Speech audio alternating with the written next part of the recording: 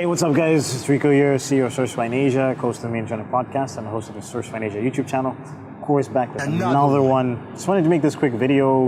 I'm in Jakarta. It's my last day. I'm flying out to the Philippines tomorrow, and the reason why I'm making this video, the reason why I'm going to the Philippines is the reason why I'm making this video. I'm talking about the coronavirus and how that's affecting me currently right now and what I think is going to happen over the next couple weeks, potentially months.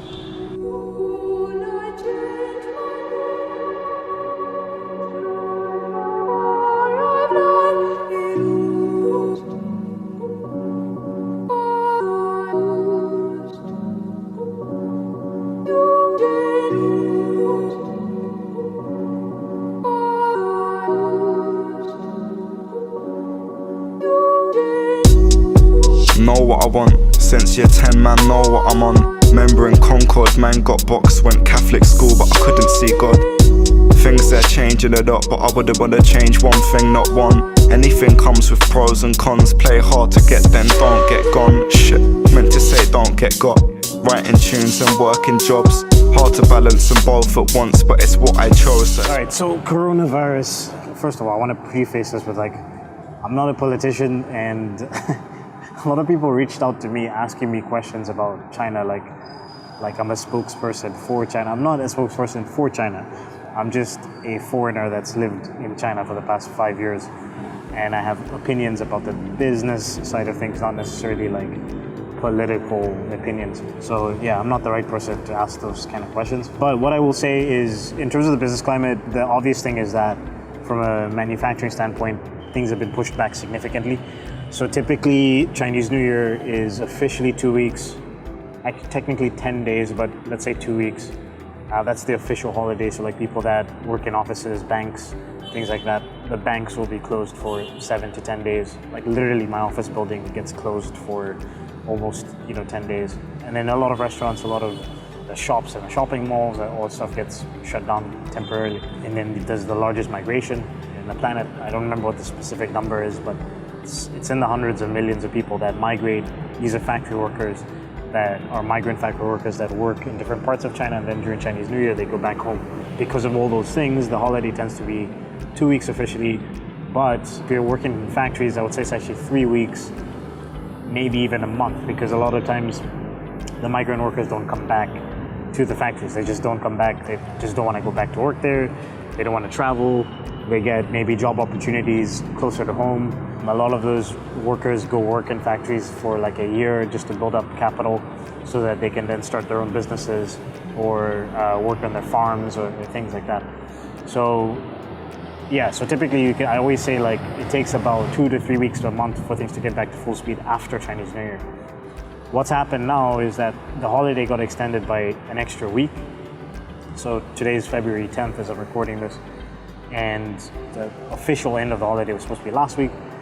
It ended up being this week, and even now, a lot of the offices, my office is open, but from my understanding, there's not that many people that have come to the office. A lot of the factories is not reopening, until next week. The Yiwu market unofficially is opening next week, and I think a lot of the suppliers are just going to take their time to come back to work, because the reality is, the suppliers that have money, the factory owners that have money, they might not feel the need to necessarily come back for safety concerns. And then the same thing with the actual workers that work in these factories. They might feel like they want to wait a little bit longer and maybe work on other sort of jobs that are closer to home. And then a lot of people working online. So even my team right now, I told my staff they should just stay home or stay in their hometowns, because you don't want people traveling on buses and planes and trains right now, because that's probably the main way that this virus gets spread. So yeah, that's the one thing. And then the other thing that I think is going to happen is, because of course, if the virus doesn't get cured or contained, or then conditions don't improve dramatically, the government's still going to want to sort of control it, but they can't just not have the factories function, right? This affects not just China, not just the workers in China, but obviously the companies the foreign companies like myself, but obviously even the people that sell products globally around the world. multinational corporations. This is the global economy as a whole. Like, things are going to have to start shipping out of China. Things are going to have to start being produced again.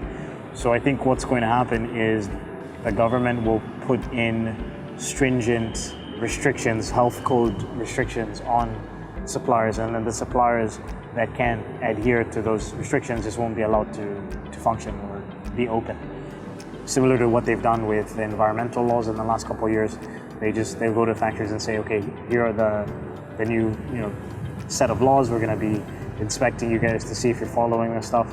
And if you can't follow these laws, if you can't implement them for whatever reasons, maybe you don't have the money to buy the right technology, machinery, whatever, you just can't reopen. So I think that's what's probably going to happen. Now, what number of suppliers are able to reopen, what number of suppliers are able to implement those systems, I don't know.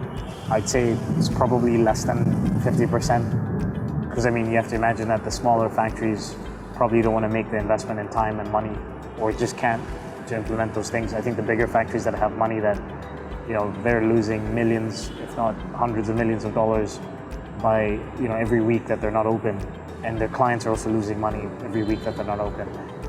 Those guys are gonna feel the pressure more.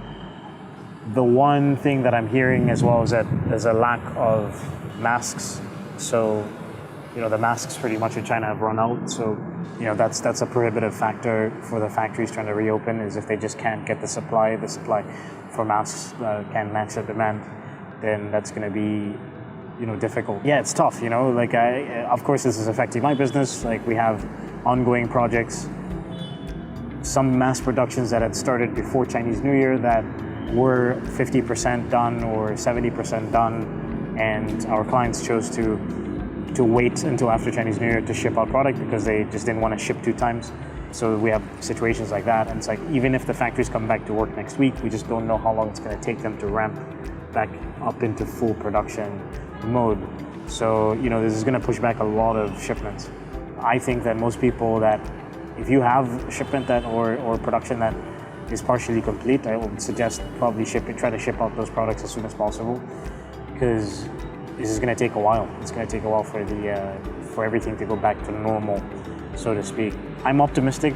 I think for the most part, the virus is spread in very specific ways. It's also, unfortunately, targeting very specific types of people, which is like older people, children, and then people with weakened immune systems.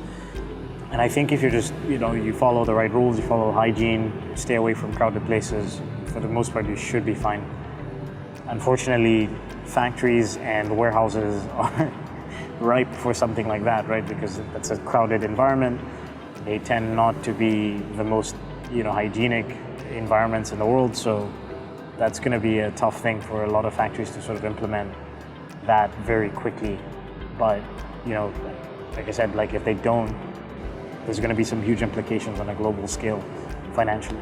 That's sort of my take on it. Like I said, I'm still optimistic. I think that from the official word and then unofficial stuff that I'm hearing in China, things are starting to reopen. It's just going to be a slow and gradual process. Hopefully they get a handle on it, and things, obviously people's health is the most important thing when it comes to this. But like I said, I'm not a politician, so I wanted to focus mainly on business. Everybody that I know is safe. Everybody that I know that's in China, foreigners and Chinese people, are fine. So that's a good indication for me in terms of what the actual climate is. I feel like, because these are people that operate and move around in the same circles as me. So if one of those guys or girls got sick, then that would be a larger indication of how bad it is. But yeah, I think it's a very specific case. Also, something to keep in mind is when we're talking about these numbers with this virus, the numbers obviously are important, but you also have to scale up. We're talking numbers, but we're not talking about percentages. You also have to scale up the percentage of people, the numbers of cases found versus the size of the country, like the population of the country. Obviously, it's where it started in China, so naturally, China would have the most cases because it's been here it was there the longest. But I think a lot of people get hung up on the numbers, but you have to remember that China is a gigantic place with over 1.4 billion people. So even a small city in China might have millions of people.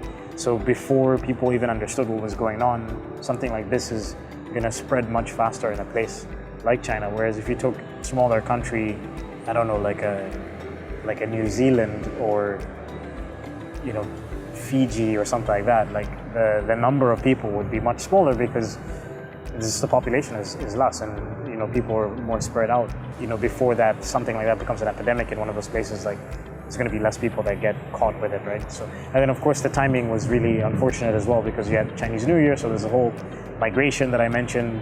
So I'm sure there were a lot of people that were affected by this, that were traveling, that were sick, that didn't know that they were sick, and it probably increased the likelihood of other people getting sick. So it's something to keep in mind when it comes to that. So that's why I'm more optimistic, because I always think about it from a numbers perspective. Is you know, when we're talking numbers, yes, it's bad, the amount of people, but you also have to remember the size of the country and the population of the country, and think about it from that perspective. Everything that happens in China happens on a larger scale because of those reasons. But yeah, I think from a business perspective, that's what's going to happen. Is just it's going to be a slow, gradual process of factories coming back to work, businesses reopening, which is ultimately going to push back mass productions. It's going to cost people a lot of money.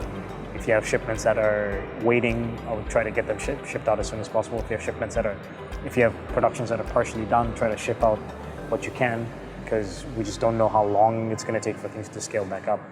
And I think the Canton Fair got cancelled, so that's big. It's never happened in I don't know how many years, like 30, 40 years. I don't even know. Maybe when the SARS epidemic was happening, the Canton Fair was cancelled, but they canceled it just because they don't know how long it's going to take for things to get back to normal. Global Sources is still on, as far as I know. But yeah, I think it's going to be a while before people are traveling back to China as frequently as they were.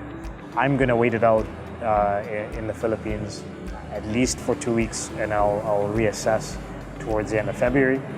If I have to stay in the Philippines longer, that's fine. But I do need to get back to China at some stage, because I'm supposed to move to the Philippines in April, so I need to get back to China in March so I can pack up my stuff and sort of make my arrangements.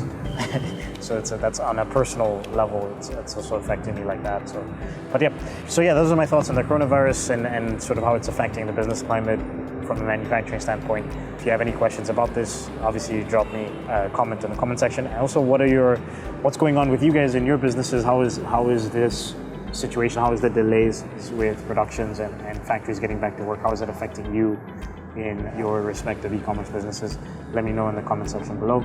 Like, comment, share, subscribe, and I will see you guys next week. Make more songs and play them around the country.